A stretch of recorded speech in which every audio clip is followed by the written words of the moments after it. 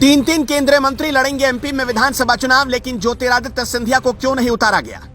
99% लोग समझ नहीं पाए मध्य प्रदेश के लिए मोदी के मन में क्या है। अचानक मोदी के तीन मंत्रियों को एमपी में विधानसभा चुनाव लड़ने के लिए क्यों उतारा गया? मध्य प्रदेश में बीजेपी के साथ सब कुछ ठीक तो है, लोग यही सवाल पूछ रहे हैं। लेकिन इस प्लानिंग के पीछे मोदी, जेपी नड्डा, अमित शाह के मन में क्या चल रहा है, ये कोई सोच भी नहीं पाया। आखिर ऐसा कैलकुलेशन क्यों किया गया? कुछ लोग आपको ये भी कहते मिल जाएंगे कि मध्य प्रदेश में बीजेपी चुनाव हार रही है, इसलिए आखिरी दाव खेल रही है, जैसा इससे पहले कमलनाथ के ट्वीट से भी दिखा था। इसकी असलियत आगे वीडियो में आपको बताते हैं। पहले जिन मंत्रियों और बड़े नेताओं को इस विधानसभा चुनाव में उतारा गया है, उनके नाम देख लीजिए।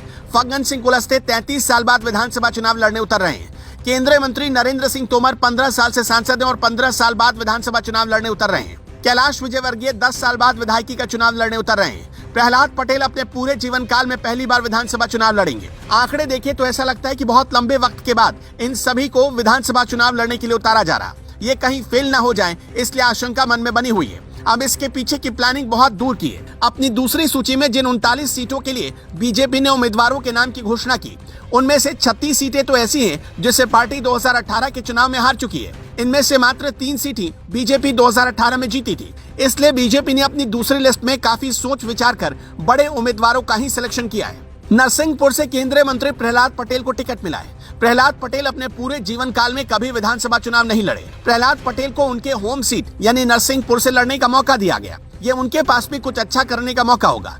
इंदौर 1 से पार्टी ने बीजेपी के महासचिव कैलाश विजयवर्गीय को मैदान में उतारा है। इंदौर में कुल 9 विधानसभा की सीटें हैं, जिनमें से 2018 में 5 सीट बीजेपी और 4 पर कांग्रेस ने जीत हासिल की थी। इसी इंदौर में पड़ने वाली राउत सीट से कांग्रेस के जीतू पटवारी जीतते रहे हैं। कैलाश विजयवर्गीय इंदौर की अलग अलग सीटों से चुनाव लड़ चुके हैं और हैरानी इस बात पर होगी आपको कि कैलाश विजयवर्गीय उन नेताओं में से हैं जो कभी चुनाव नहीं हारे।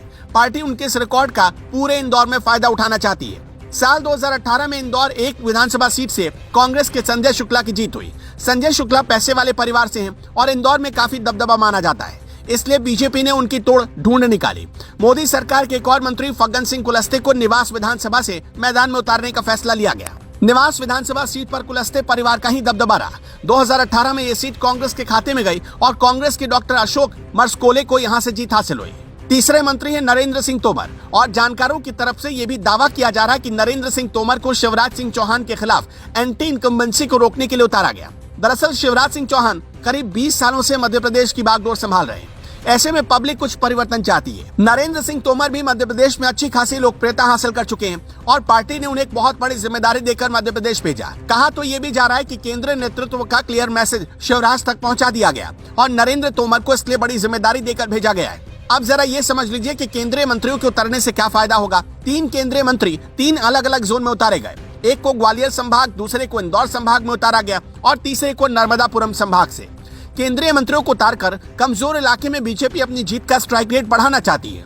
2018 के विधानसभा चुनाव में बीजेपी को 109 तो कांग्रेस को 114 सीटें मिली। बहुमत के लिए 230 कुल विधानसभा सीटों में से सिर्फ 116 सीटें चाहिए होती है। कहने का मतलब जब बीजेपी विरोधी लहर चली तब भी बीजेपी बहुमत से ज्यादा दूर नहीं थी, सिर्फ 7 सीटें दूर थी। अगर दूसरी लिस्ट में 39 में से बीजेपी ने 25 या 20 सीटें भी निकाल ली तो पार्टी की सरकार बनने से कोई रोक नहीं सकता और यही सोचकर बीजेपी ये सारे प्लानिंग कर रही है। वैसे आपको क्या लगता है, मध्य प्रदेश में अब की बार किसकी सरकार बन रही है, कांग्रेस की या बीजेपी की? अपनी राय हमें कमेंट बॉक्स में जरूर बताइएगा।